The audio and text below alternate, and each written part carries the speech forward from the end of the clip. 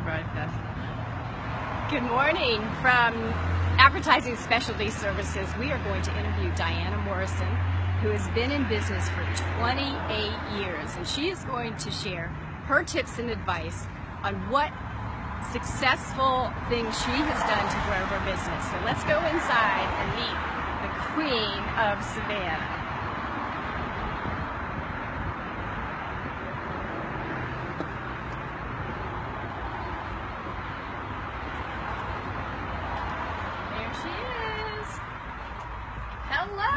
Welcome to Ad Specialty.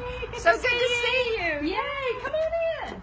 So this is Diana's place. She's had it since 2004. Is that right? We built this building in 2004. Yeah. Yes. Talk about what you do lots here. of promotional products in the showroom. There's about 600 square feet here of showroom that we have just a sprinkling of what we sell.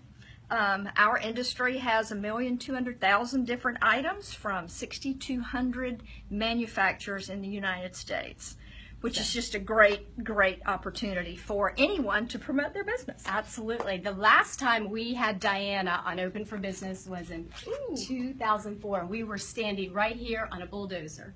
Oh my gosh. And I was how funny asking is you, that? I know, I was asking you questions like, what did you learn about the building process for other businesses? And that was when Open for Business ran on Comcast, and that was almost, that was a long time ago. Yes, that was almost 13 years ago. Yep. Oh wow, that is amazing. I can't believe it's been that long. Yes. It seems like yesterday that we started in 1988 with 700,000 products. I mean 70,000 products. And in 28 years, we've increased from 70,000 to 1,200,000. Wow. It's See, been that's great. so successful. That is why I wanted to capture all of, at least 3 ideas that any small business owner watching this can use with their business. Well, I would say that the building process, like you mentioned earlier, was definitely an education. It was a challenge. Would you do it again? 100 times. Okay, Absolutely. why? Well, I think it gives you real, true ownership of everything you have. You're in control of your own destiny. The landlord can't kick me out. Right. Because Plus he it's had an a better asset. offer. Right. And it absolutely is an asset, on your balance sheet. So that, that's a wonderful thing too. Even though I must say that I did learn a lot about the difference in Advertising Specialty owning this piece of property and Diana Morrison owning this piece of How property. did you do that? That's the kind of tips that business owners need to know. I mean, what Well, did you from decide? a tax perspective, I mean, it just only makes sense because Diana Morrison receives rent from Advertising Specialty. Hello, come on in. How are you? Come on in. Good to see No you. video and some stuff. Ansley, can you help? Thank you. Absolutely. From a tax perspective, it's just it just makes sense. Diana Morrison receives rent from Advertising Specialty, meaning it's Right. I can write off the interest, Right. and Advertising Specialty can write off the rent. So there's numerous things, that just being one of them. So, Are you an LLC or a C or a? I'm an S. I'm an S corp. Okay. Yeah. But yes, and that for me, for my size business of roughly 10 people, that's the really right thing for me. And that offers you the most protection with the building too. Well, it offers me the most protection, but it also offers me the best advantages. In today's world, Yeah. we have to make sure that we set our businesses up as tax friendly for ourselves as we can.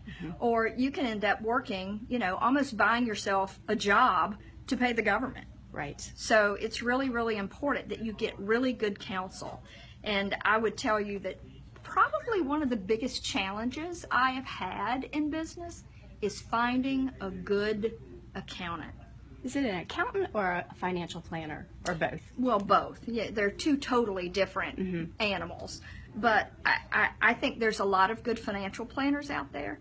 It's hard to find a good, engaged CPA.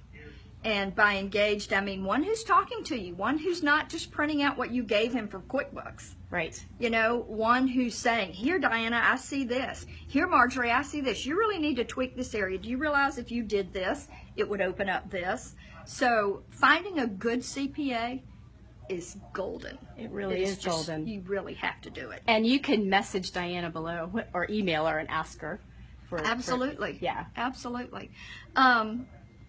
So what I learned from the building was that it's not always easy. And sometimes, most times, things that aren't easy offer you the largest reward.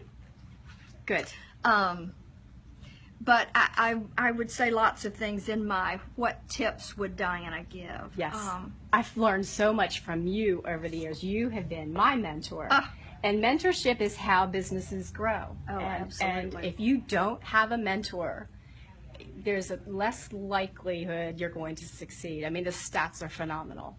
That's true. You better get a mentor. Absolutely. And that's how I really got through, well, you know, too. Yep. We had our little group, our Let's little talk power about that. group of the women viewers might business not know owners. that. Yeah. We called it our WBOD, and I can't tell you how old it is now, but I think 17, 18 years, Yes. probably, maybe even longer than that. I'd have to ask Valerie Edgman. I love the acronym. WBOD stood for, remember, Women's Board of Directors. Yeah, but people named it something else too along the way. That's true. I'd love to see if anybody could text or put some what they think it was. Female mafia. Yeah. Exactly.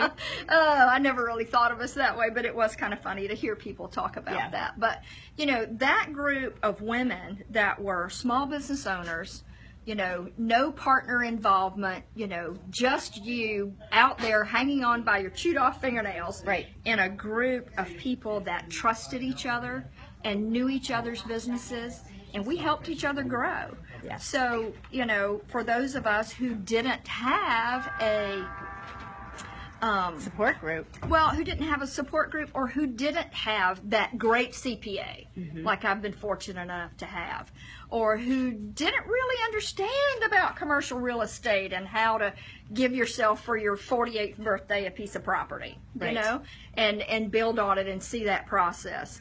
For those who didn't even have something as simple as a handbook.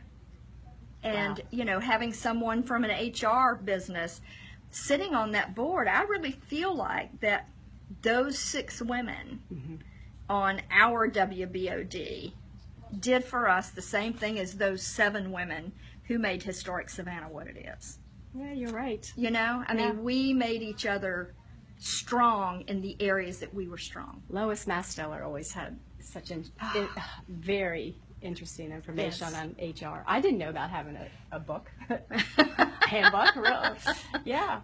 You know, that's the beauty of reaching out to the community and asking other small business owners for tips and advice. And that's how this show started back in 2000. Oh, wow. Because when I was helping to turn my dad's business around, I reached out to the community and said, what do I do about payroll? What do I do about this?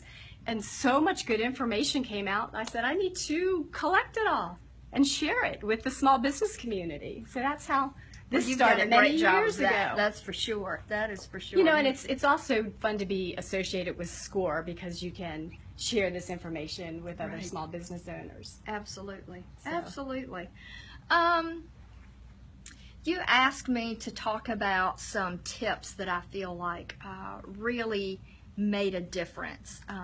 A lot of those tips did come from what I learned in that group, but one of the things that I continue to see recently on all the TED Talks is the sustainability of staff. That with the younger, the millennials, that, you know, if you have one on your staff for 2 years, you're very fortunate because they're always looking for step next. It's the way they're wired. And not that there's anything wrong with that from their perspective, but, you know, from a business owner's perspective, it's expensive to hire, train, turnover, rehire, train, turnover, rehire. So I really think that understanding what's important to whatever the age group you employ is, and we employ several different age groups. What's important to them. Can you give us a case study for an example? What are some things that you do? Well, for example, you know, I was a single mom. You were a single mom. Mm-hmm. You know how hard it was to have a job and a house and a child on your own or children on your own, whichever. So one of the pieces of our business model supports young mothers, whether they be single moms or moms who want to have a career, but yet they also want to have a life at home. Right. You know, they want to see their Balance. husband. Yeah. They want to be with their children. They want to see those first steps. They want to be the one to teach them how to say the alphabet. Absolutely. And so we provide that model that we don't care where they work from.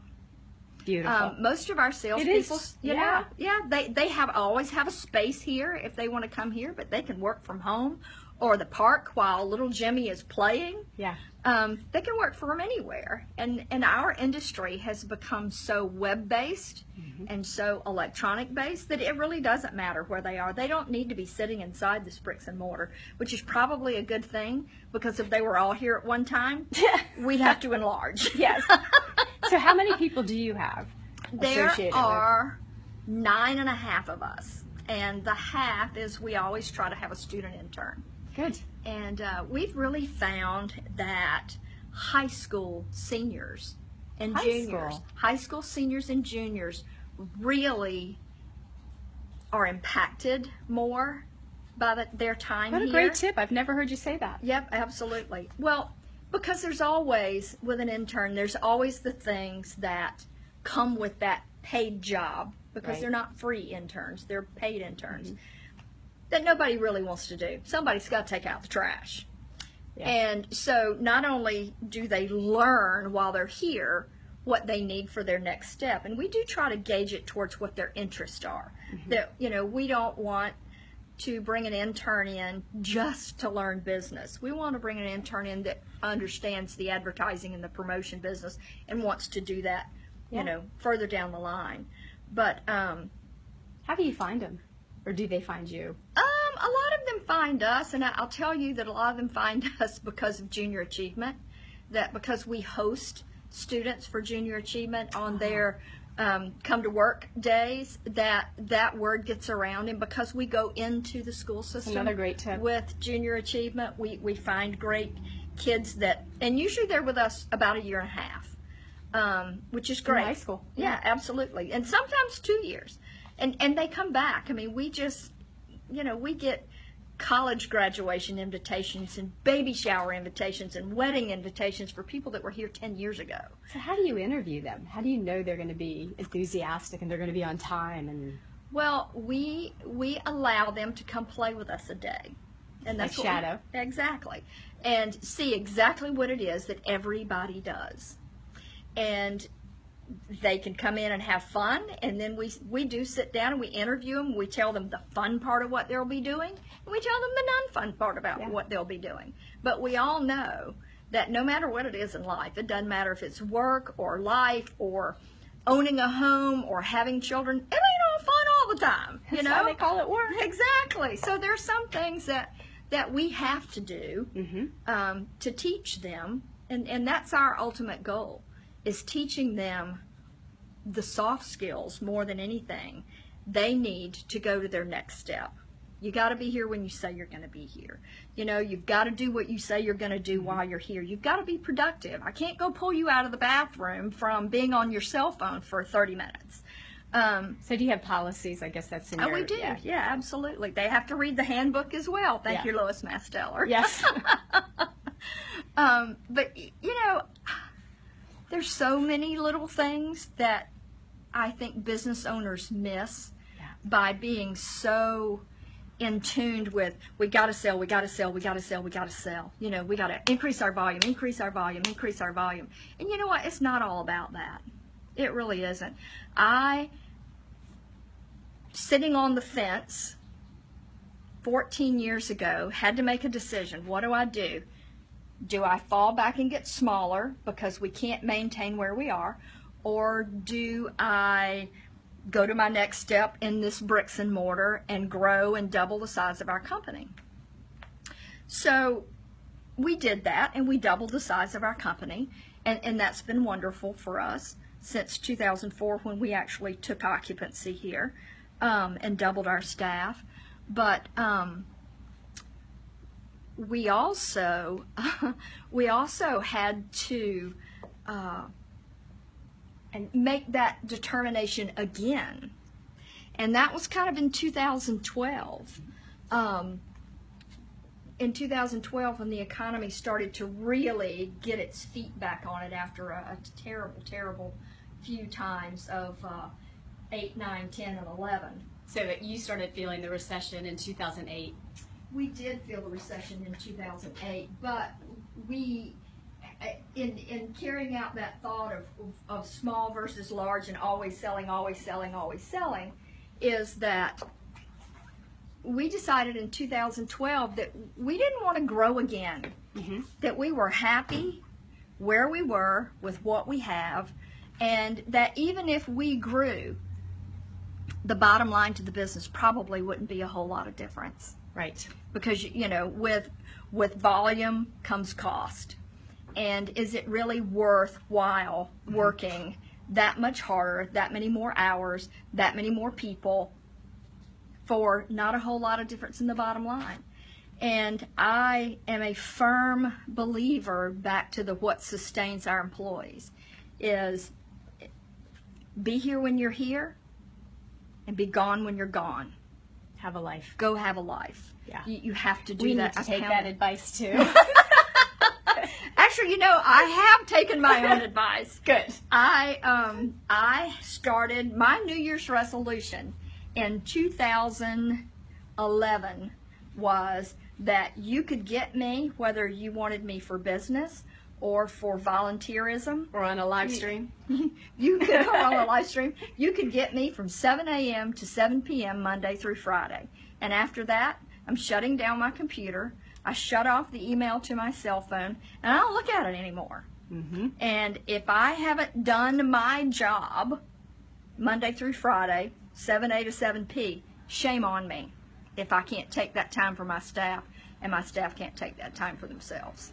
Wow. So, I'm so far. So good. That's a number of years So far, too. So yeah, very good. it is, and it's helpful.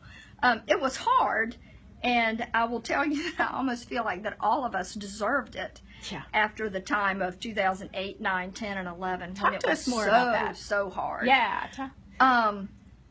Well, you know, honestly, I know you know this because you've wiped those tears for me before, but you know, in July, right after the 4th of July holiday, we came back in 2008, and I honestly didn't think that the phones worked.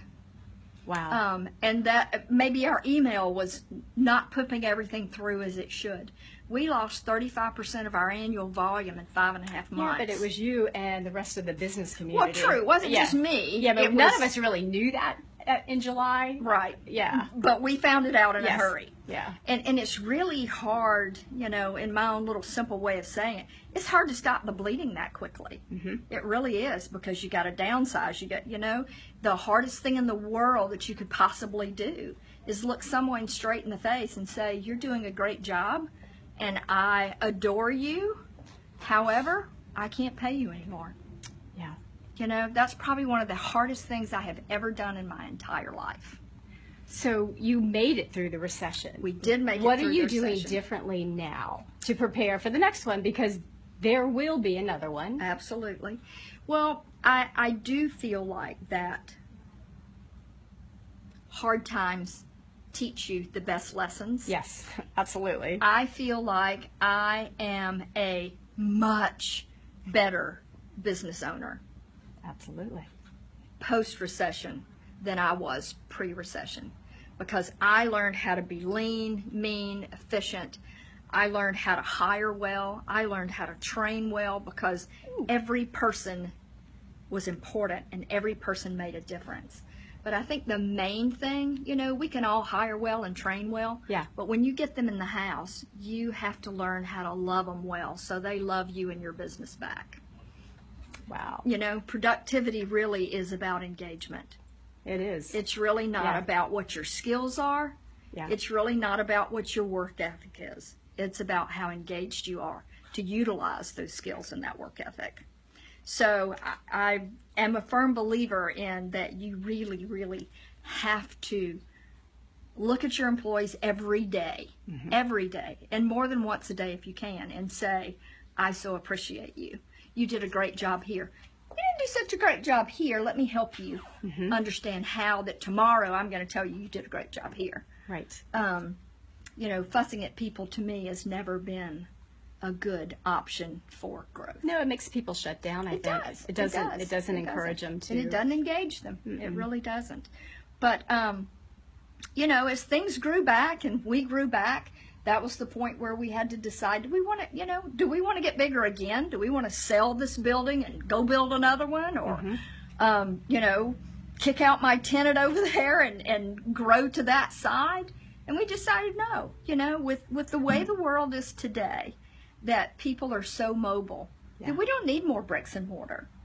And we don't really need more volume that would take us outside of where we sit today to really make us richer. And I don't mean in dollars and cents, but make us richer as a company.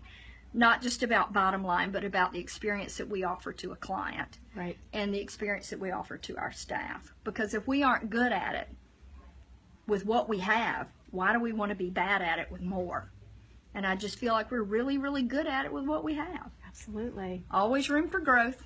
Always room for growth. Whether that be, you know, emotional growth, intellectual growth, or financial growth. Always room. But I think business owners who think, I got to get bigger, bigger, bigger, bigger, bigger, I got to sell more, more, more, more, more, they really need to take a step back and look at what feeds the complete picture for sustainability. So did you learn some of these lessons in a book or the SBDC or the advisory board? You know, you've always made me read, which is not the natural thing for me to do, is to go read something. Hello, UPS, come on in. What can Brown do for us?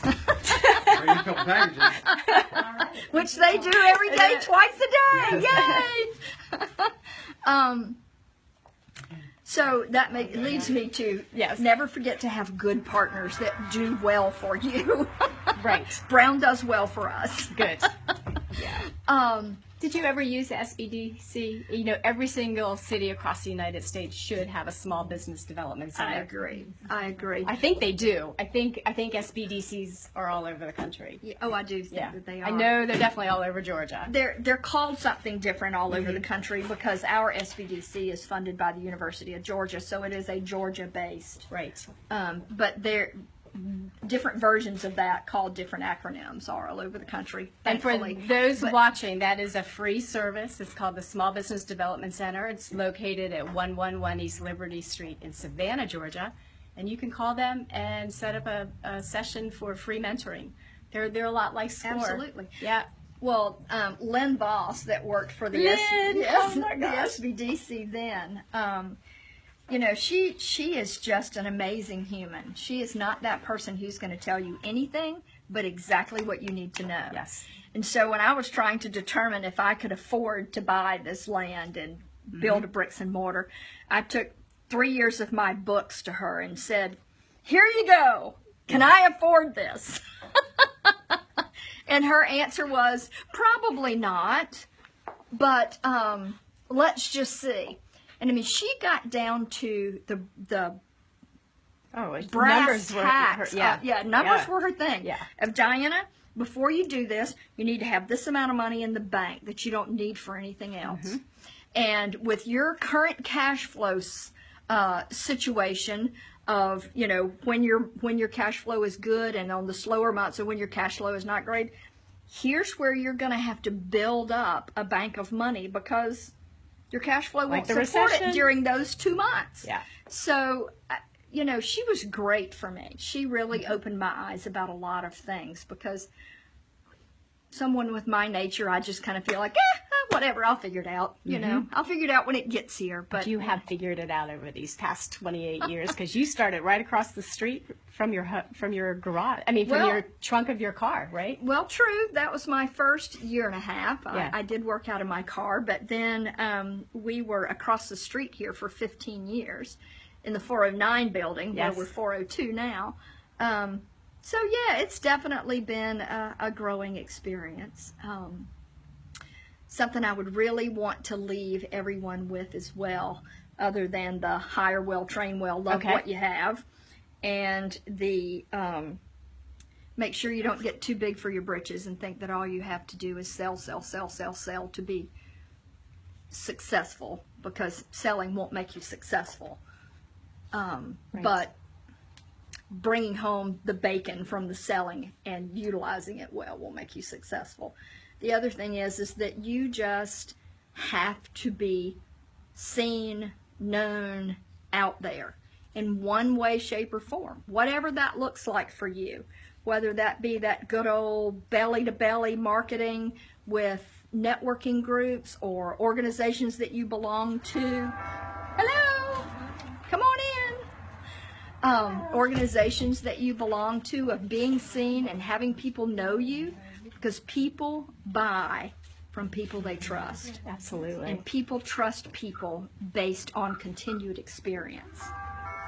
So whether it be newspaper, TV, radio, PR, that, you know, you've done such a great job of bringing up so many small businesses in this community with your knowledge and your resources and your business model. Because you've also pressed out that helping single moms and moms who want to stay at home and raise their own children. Yeah. You know, we share that model, absolutely.